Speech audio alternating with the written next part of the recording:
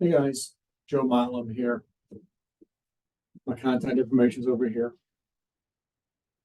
I'm going to be talking about why a lot of you have reached out, and it's primarily around raising capital.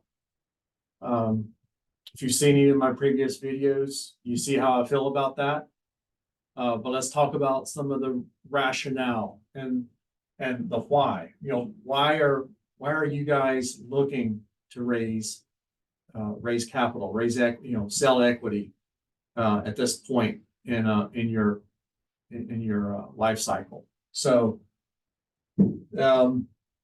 build team pretty much it's building your team is essential, but building your team from individuals that believe in your mission is going to reduce any kind of requirement that you have to raise capital.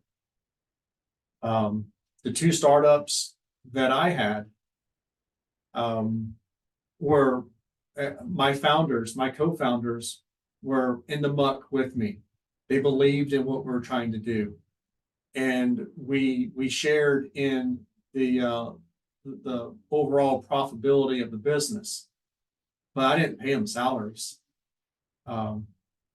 So try to build your team through belief in what you're trying to do and what you're solving. I have some very specific thoughts on team structure and how to frame your positioning with the ideal targets that you have. Geo expansion is another common question or a common need for capital. Again, there are methods to approach with expansion of your business, not only nationally, but also internationally. It should always be revenue driven. Why are you going to expand to an area or to a state or to a country where nobody knows about you, where you have no client base? Again, let's talk through ideas on geo expansion, but being smart about it, not going and building and locating elsewhere for the sake of relocation or for the sake of expansion without revenue to back it up. Geo expansion should be 100% revenue driven. Product development. All you software guys and girls totally get it. Software development is critical to the business and the survivability of not only your business and your contracts, but just overall net new clients. Totally get it. Product development, though, can also be a sinkhole if you're not careful. Release products and capture revenue and have that revenue circle back in and fund additional development. I will challenge most of you guys on this one. Would love to hear your thoughts that would differ. And of course, probably the number one thing we hear: sales and marketing. We need more salespeople. We need to do more ad campaigns. Awesome, I get it. But going from sales and marketing, tying that back into building a team, both of those everything, honestly, everything is based on revenue generation and net income production.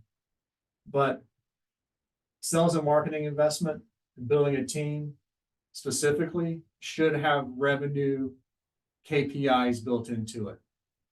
I used to work with a company, it's been 8 or 10 years ago, but their model, and again, is different for everybody, but for every $1 million of revenue, that allowed them, that allowed them to, that justified a hire.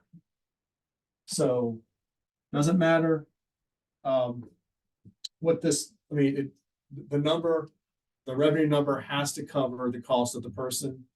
And with the expectation that they're not going to bring in revenue for a while.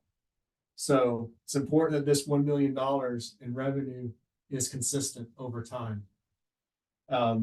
So for that one client we worked with, that equaled one employee. Again, it's different for every company, but it needs to be measured.